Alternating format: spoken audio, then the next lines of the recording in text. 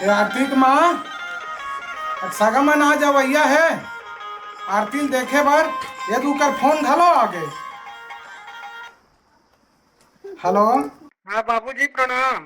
खुशी रहा बेटा खुशी रहा। हमन कहत रहे ना आज आरती ला देखे बार सब जन घर में सकला है। अच्छा हाँ। तो आरती ला देखे बार आ जतिन का इसे के। आज हाँ आप मन के का विचार है खाली हो घर में नहीं। नहीं आ जाओ ना गा सब कोई घर में हावन लड़का मन घलो घर में हावे आ जाओ। हाँ हाँ ठीक है ना तो हमन 1 बजे करीब निकलबो। अच्छा हाँ। कहा था सब जन मन। हाँ हाँ ले आ जाओ 1 बजे तक आ जाओ। हाँ हाँ आ जाबो। हाँ ले चल ठीक है। चले ठीक। हाँ।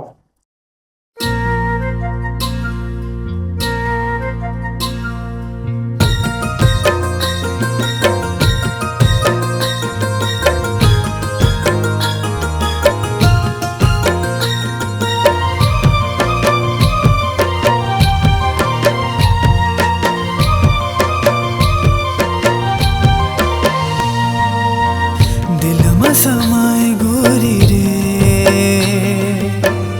ऐसे तोर रूप है। दिल में समाए गोरी रे ऐसे तोर रूप है।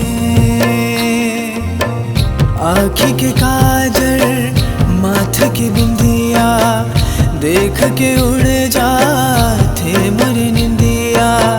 तरसाए मोला रे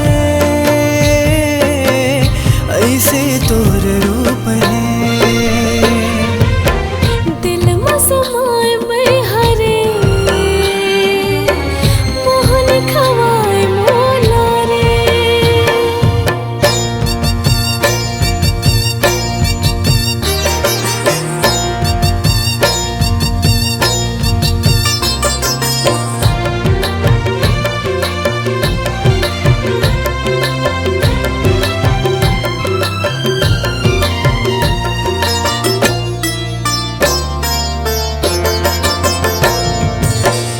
अंत समा मोर समाए तोर बिना कुछ नहीं मूल सुहावे। तोरे नाम के गोद न गोदा हो जिंदगी अब तोरे संग पाओ। मोहनी खवाए गोरी रे तड़पाए मोल रे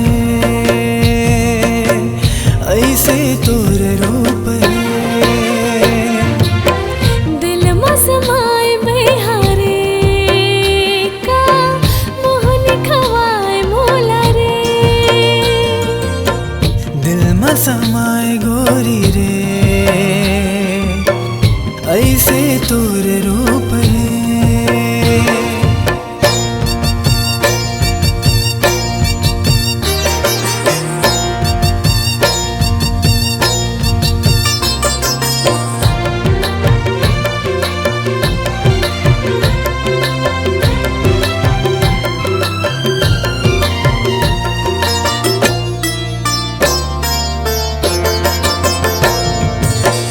मन हा संगी तोला सोचत है आँखी में तोरे रूप झुलत है।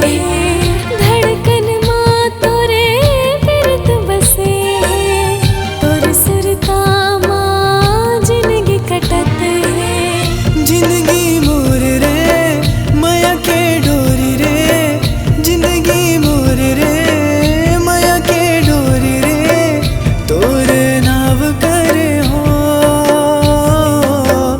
ऐसे तोर रूप है। दिल में समाए गोरी रे ऐसे तोर रूप है।